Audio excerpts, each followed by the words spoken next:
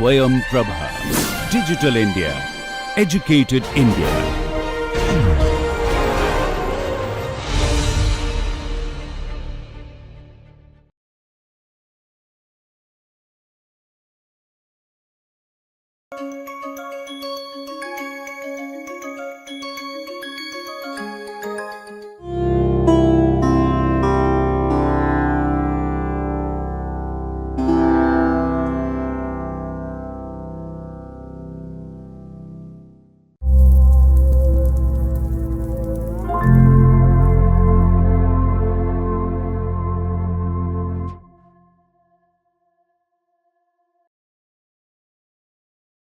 Now let me again take you through the various journeys of the concerns. Now we are very clear. We have three things. See, we have the collaborative model. We have the valleys of death. So those are the stages and the valleys. And then we have the sort of concerns, which are the three concerns, which are the 7 concerns. So with these three things, an amalgamation, my last notes is about the amalgamation. Using the amalgamation of all the three, you will have an innovation journey which will be, which will be very good, and there is very little chance of failure. So let me show you the first. Each C, I like to show you an example from our studio. The first C is actually the vein tracer.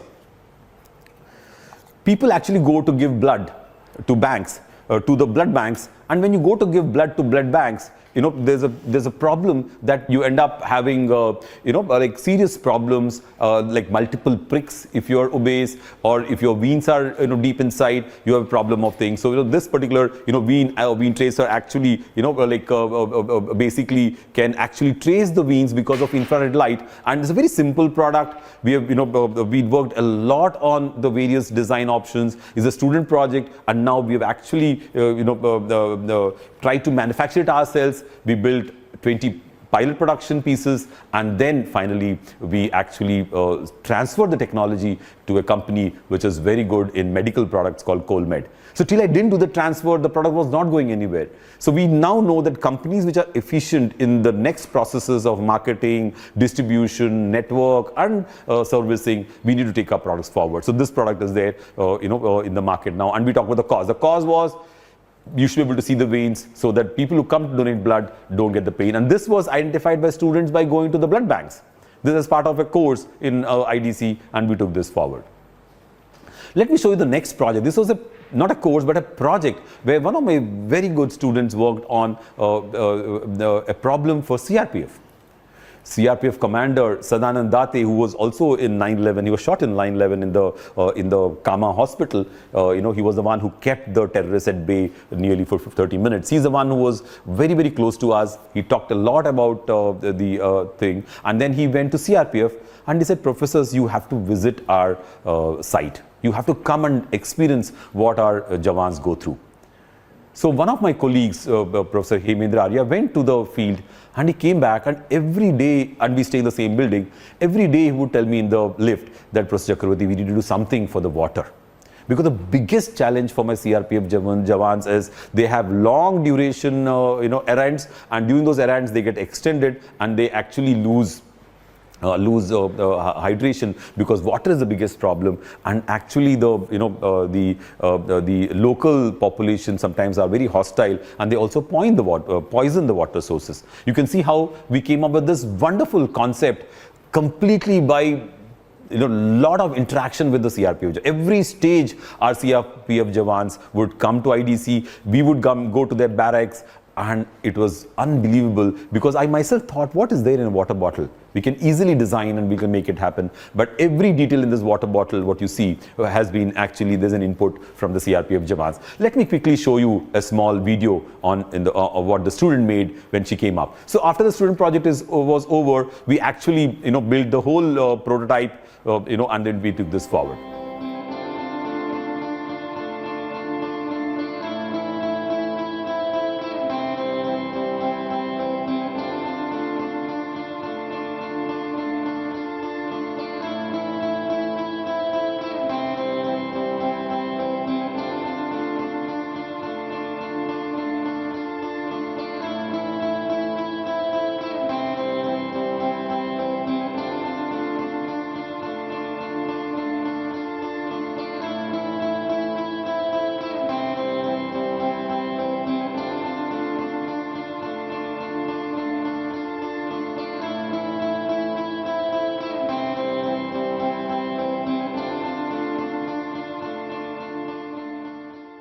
So now let me take you to this, interesting journey of the comprehension.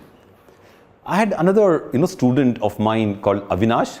Avinash was actually, doing his project with me, and we said, why don't people use solar ovens?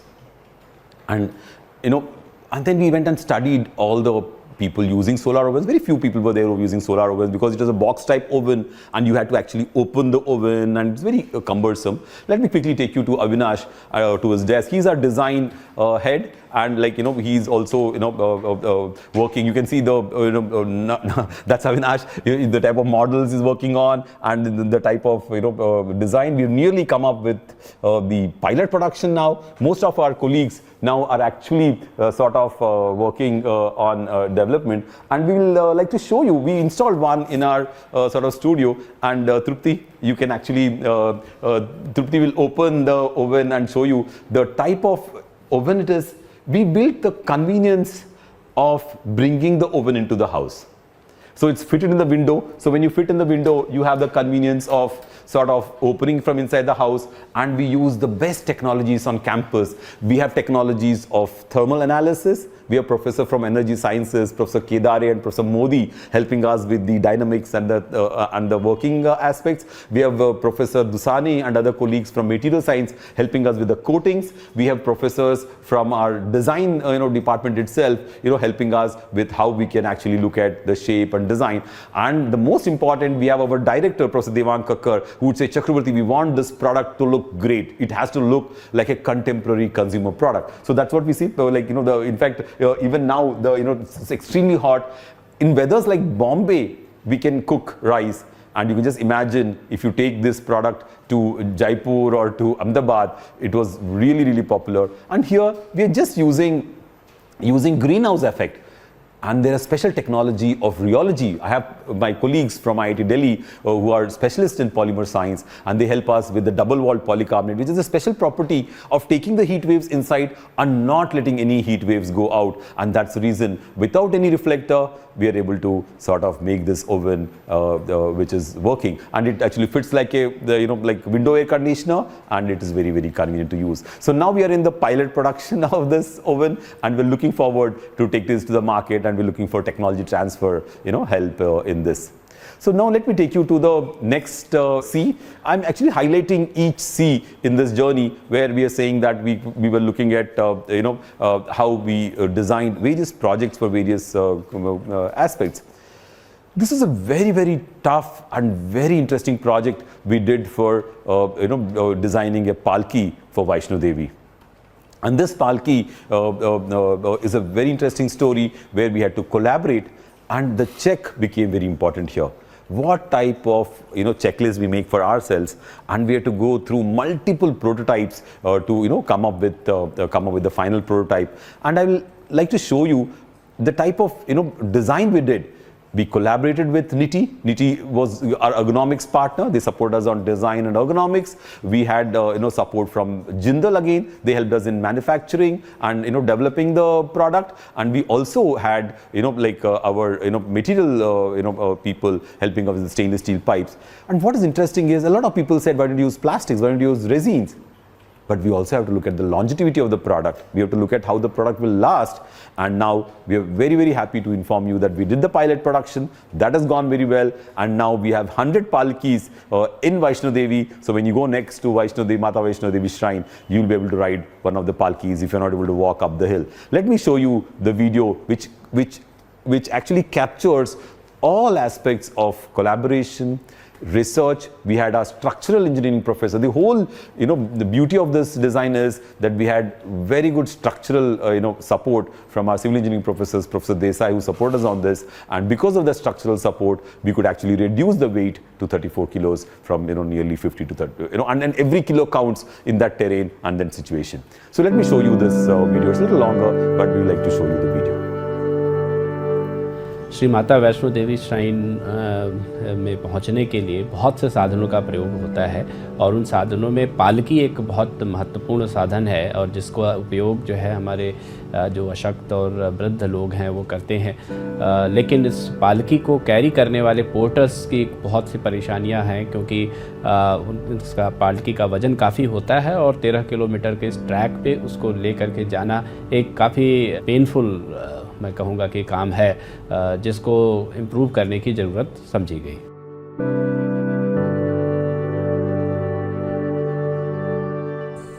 Our role in this project was to do a very good user study, understand the needs of the porters very, very closely and come up with designs which will help them to reduce the drudgery.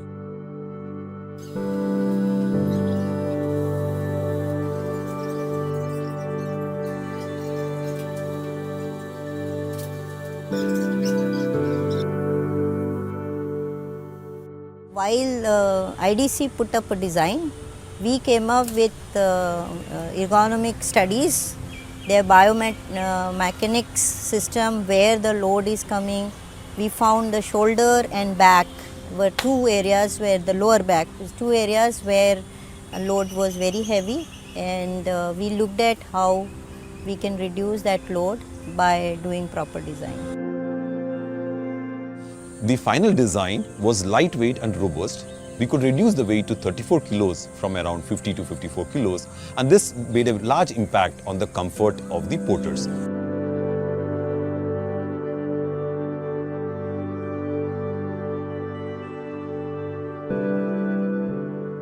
At the same time, we were very focused on the structural analysis of the palki, and we conducted the analysis that we managed to maintain very good structural stability and structural integrity in the design so that the palki can last long and it can be very safe. Today I am very happy as these integrative efforts are being concluded, and final solution is emerged is lightweight, ergonomically designed, safety aspects are there, all the designs are structurally validated.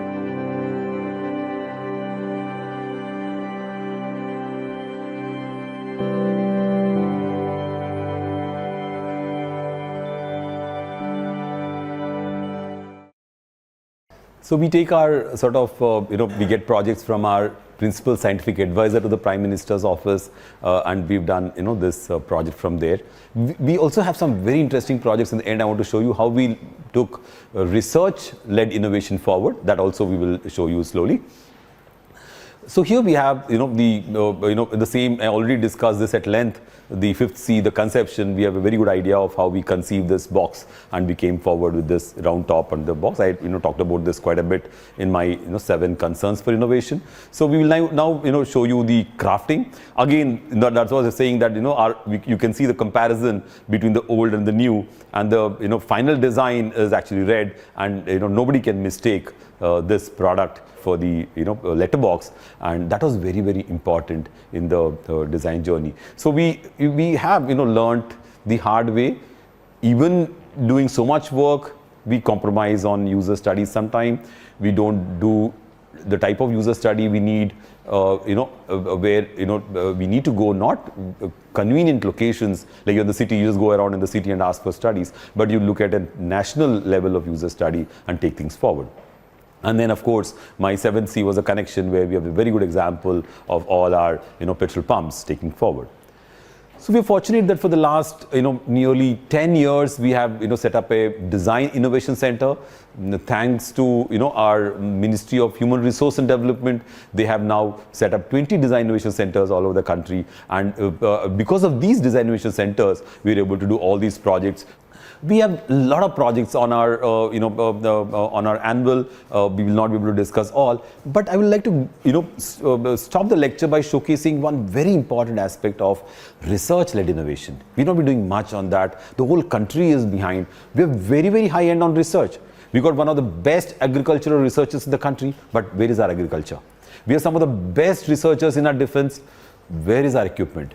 We have some of the best nuclear scientists here who have done phenomenal work in nuclear science, but they want to give their technology out. We're not able to take this technology out from BRC. So BRC has approached us to do their application development and take things forward. So with all these things, I would like to show you before I go a very important model for innovation. We call it the sunflower model for innovation.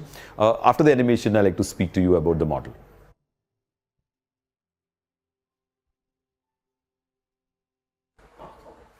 Like the sunflower model, we have all the features and aspects of the design, like petals around the sunflower. And what is interesting is, like the sunflower looks towards the sun, our sunflower model should look towards the user. If I'm doing design, if I'm doing finance, all of them should be user friendly. For example, I can't make a product just because it's innovative, a very expensive product where the user can't afford it. So this sunflower model is a very interesting model where we actually see to it that we build a lot of features in our product. All the features actually look towards the user, because I don't have any feature, and the user is multitude. They're both end users, they're like manufacturing people, marketing people, and everybody is our user. So that convenience has to be built into our design basis. Now from here, I like to show you the research journey. After I finished my PhD in IIT Delhi, and we started the PhD program in Bombay, and we had this one student who joined. That student worked on something called typography, and in the typography he was working on the type design in palm leaves to type design in digital media and letterpress. So he was looking at the transitions, and during this work there was this special program where they said, why don't you look at there was a rupee symbol competition for the country from the Prime Minister's office, from the Reserve Bank. And here, we could see that this student worked for 8 months on this rupee symbol, and now this rupee symbol is launched, and he was selected out of thousands of entries which came for the rupee symbol. So what research can do to design and innovation is a very good example of our first PhD student in design innovation. And now he's a professor at the IIT Guwahati Design School, and he's the head of the department in the design school there. So that is not enough. When we worked with Bajaj Auto, we want to check up what is the aesthetic aspects, because we have this experience of the letterbox. So we actually did research for 7 years on something called the eye movement recorder. What do people look in products, and how do they look, and what are the aesthetic preferences? So these are the aesthetic preferences we looked at, and we designed, and taking the aesthetic preferences of auto rickshaw drivers, we designed this new auto rickshaw for them, which is mass produced and which is the next generation auto rickshaw. Unfortunately, this couldn't go to the market, and it's still on the drawing boards. Similarly, we worked with a nanotechnology department of IIT Bombay. Professor Ram Gopal Rao is currently the director of IIT Delhi. He set up this huge lab of nanotechnology in IIT, and I went to him and said, Professor Ram Gopal, I would like to work with you to use, to make productize your research. So this particular design, what you see over here, is a cardiac diagnostic unit. This diagnostic unit is very interesting. The sensor, which is a nano sensor, a nano cantilever, can detect problems in the heart 2 years before the heart attack can come. Isn't that fabulous? And then we built the whole model for them. It took us 6 to 7 months to build this model, and then the funding became 4 times once the professor showed this model to the funding agencies. And now there's a company called NanoSniff, incubated in IIT, to take this research forward into the market. And they also use it for explosive detections. They use it for various applications. And similarly, we have worked on with our professors from electrical engineering to develop 5G communication for our commandos. This is again the same Mr. Sadanand Date who requests us to work. Again, the design principles and the methodology we follow is the same. We build the prototypes within 6 months, and now this is under production. I would like to close this session by showing you this very interesting study which is on medical products. I was a very small part of this development. It's a medical product, and this is again from the Principal Scientific Advisor's office. A lot of funding had come to us for developing this mega prosthesis for cancer children. At the Tata Memorial Hospital, you have at least 10 cancer kids who come who have to be amputated because they can't afford a mega prosthesis.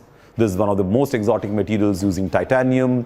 You have the molybdenum condyle, you have the HA collar, coating HA collar, and then you have the arms coming in. You can see the sections over here. So we had a consortium of doctors engineers and professors working together, and I will show you the film on how we developed this. And I'm extremely proud to tell you that this particular product now is under clinical testing in 7 hospitals, and we produced 14 processes right now, and they're under clinical trials. And after the clinical trials, the manufacturing will happen at NFTDC Hyderabad, and this product will go forward. It's a great example of collaborative innovation. It is actually 1/6 the price of any international process.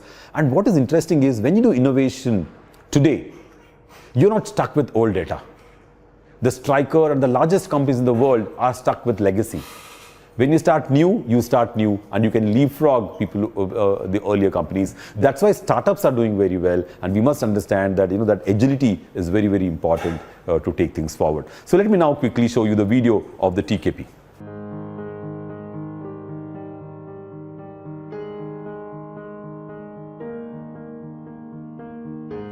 Tata Memorial Center is a part of the Department of Atomic Energy, and you need mega prosthesis implants, and one of the crucial ones is in the knee. So we decided to bring together Dr. Agarwal, who is interested in this, but then we wanted a good mechanical engineering. That's why we got Dr. Ravi from IIT Bombay, and it was very clear that it has to be a non-ferrous metal alloy design.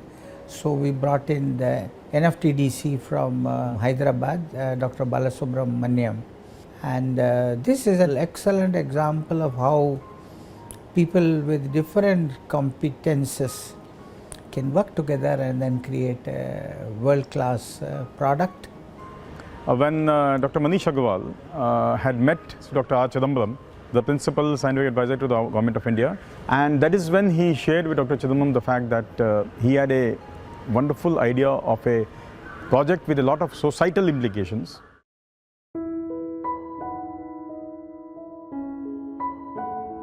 Bone cancer had become curable with the chemotherapy. After he's cured of his bone cancer, the only problem that remains is going to be mechanical or prosthesis related. So we needed an Indian prosthesis which was high quality but which was still affordable to our patients, and that started our need. So TKP is not just one product. Actually, it is a system of products. We have the main device in multiple components. Then we have surgical instruments, quite a number of them. And then we also later built a walking machine to test the joint for millions of cycles to make sure it is safe before human trials. Now the first versions of these were developed in OrthoCAD lab in IIT Bombay, and later on they were taken over by NFTDC Hyderabad. We are making it by state-of-art, computer-controlled processes using very high-quality materials and elaborate testing mechanisms, both for the input materials as well as for the final product. Above all, it has been tested in a knee simulator testing machine for over 10 million cycles. We are very confident that it would be superior product and it would restore much of the natural functions of the knee joint.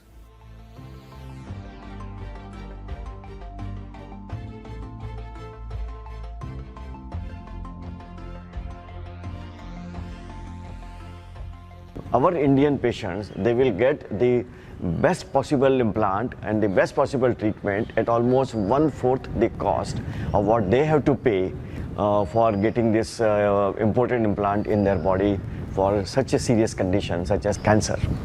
The good part of this project is that every 3 months we had a very sincere, devoted type of meetings for the development of the prosthesis.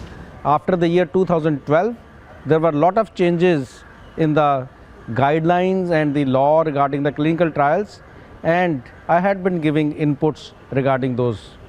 It was a marvel of engineering which was to be implemented in human body.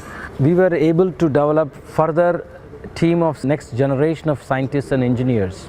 So a large number of youngsters in design, in manufacturing, in materials, and even junior surgeons.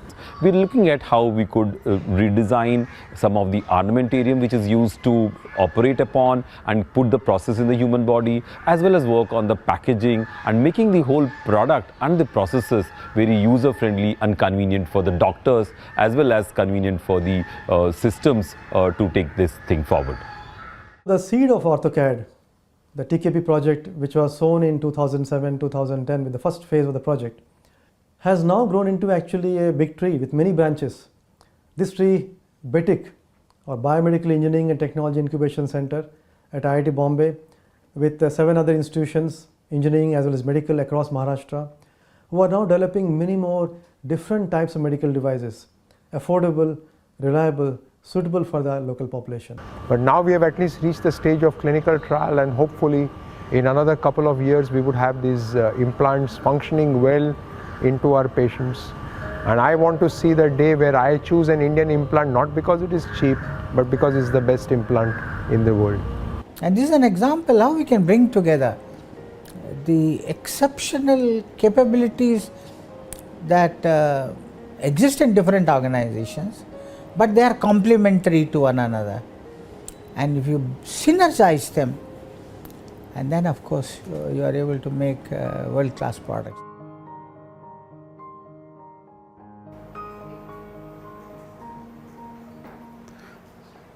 So we've seen how research-led innovation can happen. We had nearly 6 to 7 PhD students working on that project.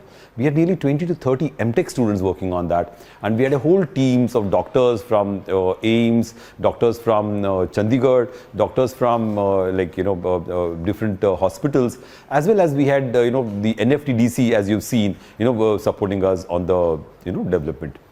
So now, I would like to now, quickly, rig up our valleys by showing you research-led innovation by taking an example of a chair. For example, here, see, if research is happening for chair design, the first valley is the first pitfall where we are talking about the new design. If it is a plastic chair, you can look at the plastic rheology. You can make the plastic in such a way that you can do research in plastics to make it very strong. You can have additives in plastic to make it strong. And from research, if you start building a product, you'll be able to come up with a very low cost and very high quality product. And that's what is the design, the combination of design, engineering design, and developmental design to come up with the aspect. So from design, then you go to the next pitfall. Now we increase our pitfalls. We're starting research as a first pitfall, where you need to really bring that research domain into your level of work. So the second pitfall, you have the design to prototype as usual. Then you can see how we are building the prototype. And in the third pitfall, you have the prototype to pilot production. That's also very clearly shown over here. A good example of how a lot of times a lot of failure happens by at the pitfalls, and the product never sees the light of the day. And then you have the pilot production, and then finally you have the mass production. And when after pilot production you have user testing, and then you take it to mass production. So now we're talking about research-led innovation. If you have to do disruptive, you need research-led innovation. The Z-line petrol pump was not disruptive. It was like the same segment, but one step ahead innovation. But in disruptive innovation, you come up with like flow metering.